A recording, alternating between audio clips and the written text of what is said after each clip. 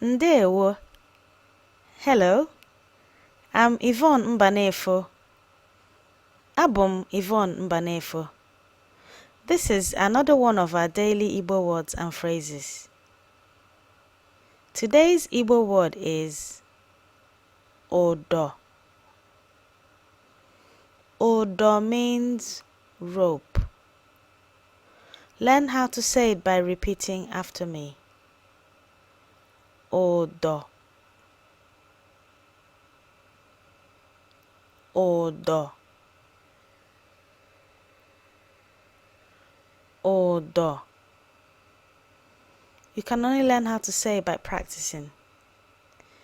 Now we're going to see some examples of sentences using the word odo.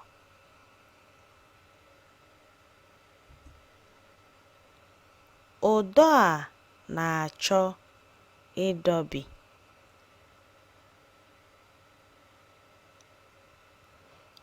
Odo a na-acho idobi.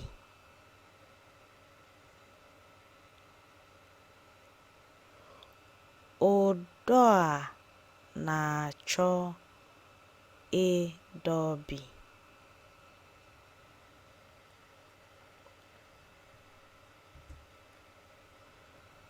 A mara ụdọ abụọ a akpụ.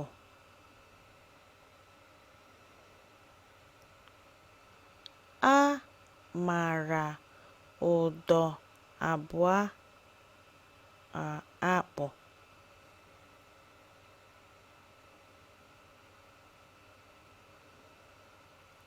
A mara ụdọ abụọ a akpụ.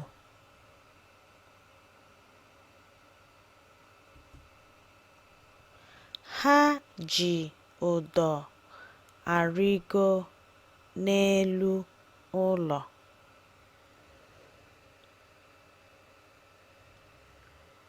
Ha ji ụdọ arịgo n'elu ụlọ.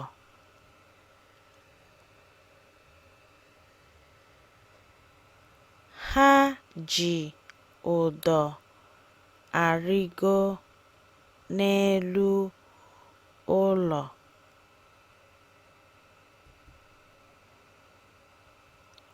E ji ụdọ rụọ akwa mmiri a.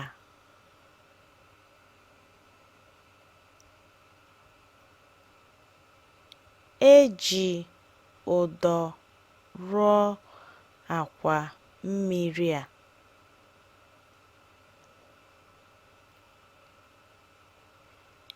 E ji ụdọ rụọ akwa mmiri a.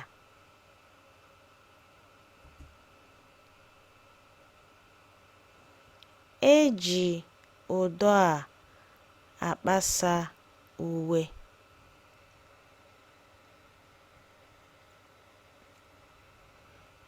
E ji ụdọ a akpasa uwe.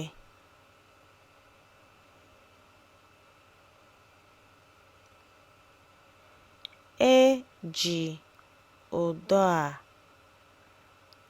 akpasa uwe.